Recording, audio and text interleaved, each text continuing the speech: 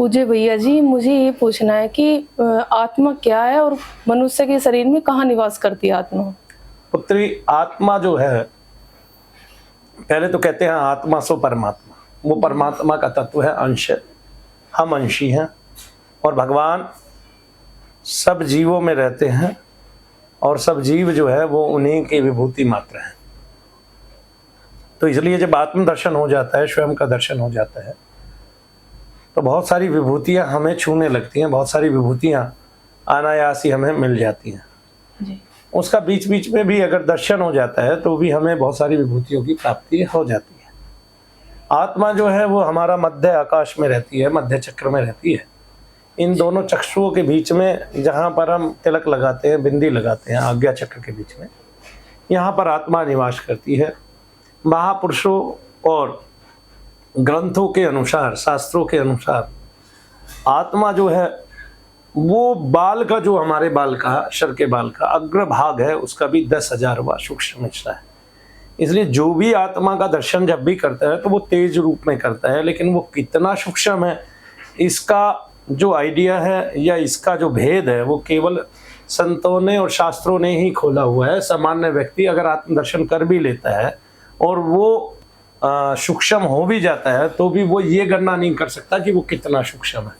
जैसे महात्माओं ने गणना की है, शास्त्रों ने गणना की है कि वो आपके बाल के अग्रभाग का, क्योंकि बाल का जो अग्रभाग होता है वो स्वयं कुछ पतलापन लिए होता है।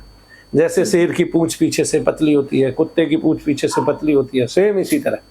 तो जो पतलापन है बाल का, उसका भी 10,000वां, उससे भी 10,000 सूक्ष्म, 10,000वां हिस्सा, उससे भी 10,000 रूप में सूक्ष्म जो हिस्सा है वो आत्मा है। और जब वो दर्शन पाते हैं हम तो वो तेज रूप में ही पाते हैं, वो इकट्ठा हमें तेज ही दिखाई देता है। तो वो कितने सूक्ष्म अंश का तेज है ये पता ही नहीं चलता।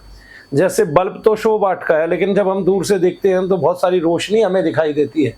या ये जो ट्यूब है इसकी वो 16 वाट की होगी, लेकिन पूरे कमरे को इसने तेज से भर दिया। और पहले इसकी जगह 200 वाट का इतना होता था। आज जो LED लगी है उनकी और तेज रोशनी फूटने लगी है। तो इस तरह से, और जबकि वो बहुत ही सूक्ष्म LED के जो बटन होते हैं, बटन जैसे दिखते हैं हमें, वो बहुत ही सूक्ष्म होते हैं, लेकिन जब रोशनी उनसे आती है तो उनका पारावार नहीं होता। इसी तरह टीवी से भी एक रोशनी उत्पन्न होती थी और वो हमें चलचित्र का दर्शन कराती थी जी। तो आत्म तत्व जो है वो किसी के संज्ञान में आ जाए तो भी उसकी सूक्ष्मता का अंततः पता नहीं चलता, लेकिन वो हमारे मध्य आकाश में रहती है। और यहाँ इस मध्य आकाश को हम हृदय आकाश भी कहते हैं। इसलिए सब जीवों के हृदय में भगवान अर्जुन को कहते हैं कि मैं ही बसता हूँ, तो वो आत्म रूप में यहीं विराजते हैं। और सब जीव जैसे घट रूप में हैं, घटों में सूर्य, अनंत घटों में सूर्य सब में बराबर बराबर पूर्ण पूर्ण दिखाई देता है, इसी प्रकार से सब जीवों में जो है ईश्वर रहते हैं और वो आत्म रूप में रहते हैं। वैसे तो आत्मा का प्राण के रूप में प्रसार होता है और वो पूर्ण शरीर में चैतन्य को धारण करता है। तब वो मन के माध्यम से, चित्त के माध्यम से पूरे शरीर का संचालन हम करते हैं। अंगुली चाहें तो अंगुली उठाएं, हाथ चाहें तो हाथ उठाएं, इस तरह से हम आत्मा को जानते हैं।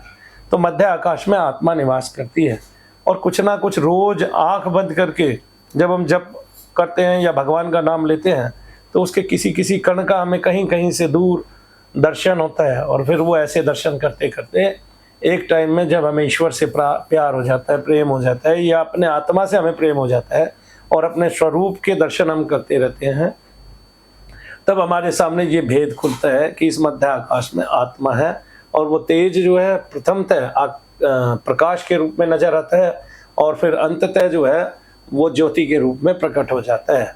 लेकिन तब भी उसकी सूक्ष्मता का नहीं जाना जा सकता। उसकी सूक्ष्मता का क्या पैमाना है, ये ऋषियों ने कैसे निकाला, शास्त्रों ने कैसे निकाला, वो पता नहीं चलेगा। लेकिन आत्मा कहाँ रहती है? ये मध्य आकाश में रहती है। यही आपका हृदय आकाश है और यही आपका हृदय है अध्यात्म में।